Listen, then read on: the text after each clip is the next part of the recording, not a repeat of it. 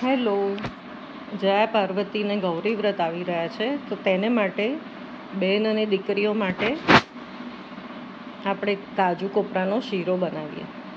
તો તેને માટે મેં 1 કપ કાજુને ખલદસ્તામાં વાટી લીધા છે. તેને મિક્સી ગ્રાઇન્ડરમાં નહીં વાટવાનું, કારણ કે તેનું તેલ નીકળશે તો શીરાનો ટેસ્ટ બદલાઈ જશે. હવે કાજુને વાટી લીધા બાદ સ્લો ફ્લેમ પર ગેસ પર એક પેનમાં આપણે 4 ચમચા ઘી ઉમેર્યું છે મેં.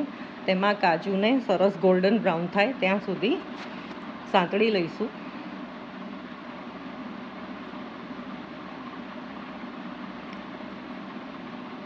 આ વ્રતમાં મોડું ખાવાનું હોય છે, તો આ શીરો ખાવાથી દિવસભર એનર્જી રહેશે અને જલ્દી ભૂખ નહીં લાગે.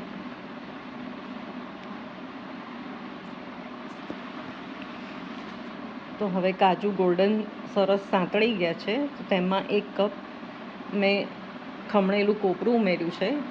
ડેસિકેટેડ કોકોનટ જે માર્કેટમાં મળે છે તે જ વાપર્યું છે મેં. હવે તેને પણ બંનેને સરસ ગોલ્ડન થઈ જાય ત્યાં સુધી સાંતળી લેવાનું છે. સરસ શેકાઈ જશે ને તો શીરાનો સ્વાદ ખૂબ સરસ આવશે, ખાવામાં સારો લાગશે. આ શીરો ખાવામાં ખૂબ જ ટેસ્ટી લાગે છે અને 1 કપ દૂધ સાથે જો ખાઈ લીધો હોય, એક ટાણું કરતી બહેનોને દિવસભર ઘણી ઉર્જા પૂરી પાડે છે.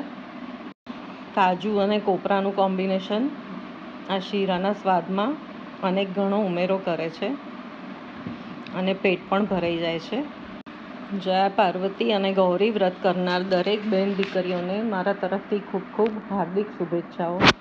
1/3 કપ ખાંડ પણ ઉમેરી દઈશું. મજાથી તમારા વ્રતને એન્જોય કરો. ત્યારબાદ આ શેકાઈ ગયા બાદ તેમાં કેસર ઘોળેલું થોડું દૂધ ઉમેરી દેવાનું છે. સરવાળે મેં 1 કપ દૂધ ઉમેર્યું છે, પણ ધીમે ધીમે થોડું થોડું શેકતા જઈએ તેમ ઉમેરવાનું છે. એક સામટું નથી ઉમેરી દેવાનું. ત્યારબાદ 5 થી 7 મિનિટ આ શીરાને આપણે થવા દઈશું એકદમ સ્લો ફ્લેમ પર, અને પછી ગરમા ગરમ સર્વ કરો. ફરી મળીશું નવી રેસિપી સાથે. ત્યાં સુધી આવજો.